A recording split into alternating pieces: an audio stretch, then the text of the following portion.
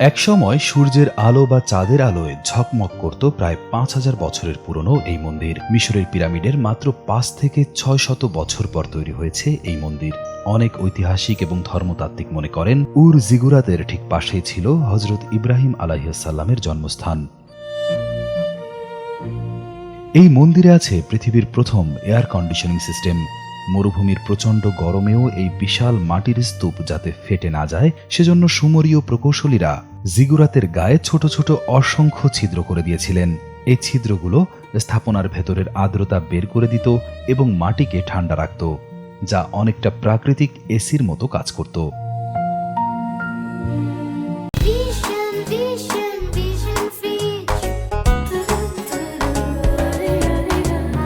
এই বিশাল স্থাপনা তৈরিতে মাটির ইটের মাঝখানে আঠালো পদার্থ হিসেবে ব্যবহার করা হয়েছিল বিটুমিন বা আলকাতরা।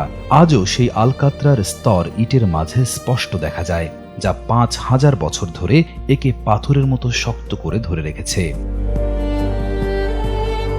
ইরাকের ধিকার প্রদেশে অবস্থিত এই উর জিগুরাত এখন নতুন রূপ পাচ্ছে। সুমেরীয় সভ্যতার এই ঐতিহাসিক নিদর্শনটি রক্ষার জন্য বর্তমানে এক বিশাল সংস্কার কাজ চলছে।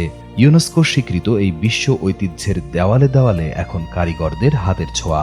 প্রাচীন এই মন্দিরটির সিঁড়ি, দেওয়াল এবং বিভিন্ন স্তর মেরামত করতে বিশেষজ্ঞ দল দিনরাত কাজ করছে।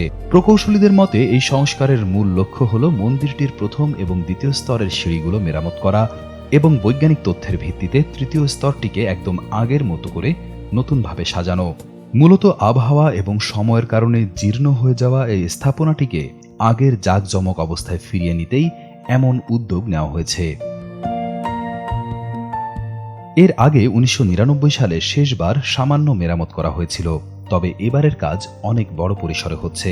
প্রত্নতত্ত্ব পরিদর্শক হেইদার শনিও জানিয়েছেন, আন্তর্জাতিক মান বজায় রেখে বিশেষ সব উপকরণ ব্যবহার করা হচ্ছে যাতে এই স্থাপনাটি আরও শত শত বছর টিকে থাকে।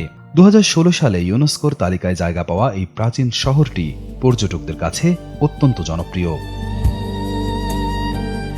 রিয়াদ হোসেন, কালবেলা।